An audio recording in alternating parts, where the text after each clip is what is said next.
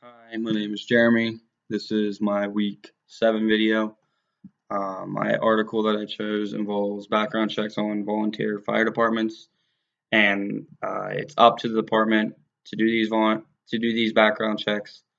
Right now, if you want to become a volunteer firefighter, you may face a criminal background check, or you may not. Each volunteer department has its own standards for background checks.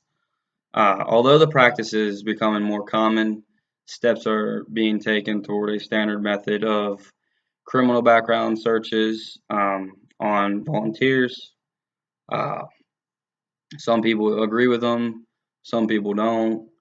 The volunteers that don't agree with them are arguing, if I'm here, I'm not doing anything that's violent or in a criminal manner. Why do I have to get this background check? Because I could be sitting at home, I could be doing my own thing. I don't have to sit here and save lives when I could be doing my own thing, basically. And the people that are arguing this, it is important. People don't. I don't want to work with anyone that is gonna put me in harm. I don't want to be working with someone that's a criminal and has a bad criminal record. Um, so this is basically what this article is about. Just basically talks about, is it reasonable to do a background check on volunteer departments? Another thing is that these background checks are very expensive. Fire companies and their officers don't have automatic access to police database or court records.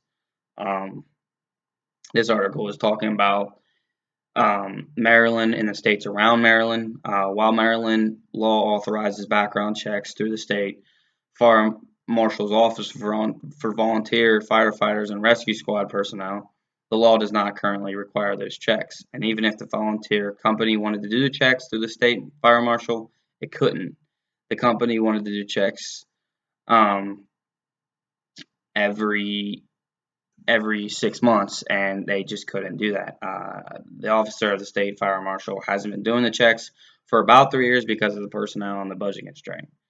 Um, I do believe that people do make bad choices.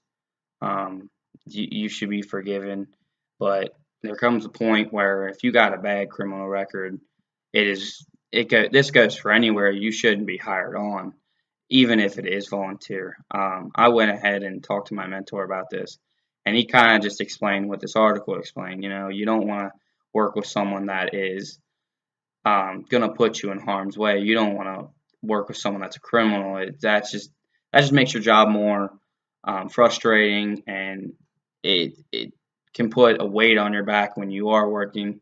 Um, if you guys have any questions, comment below, and I will get back to you as soon as possible.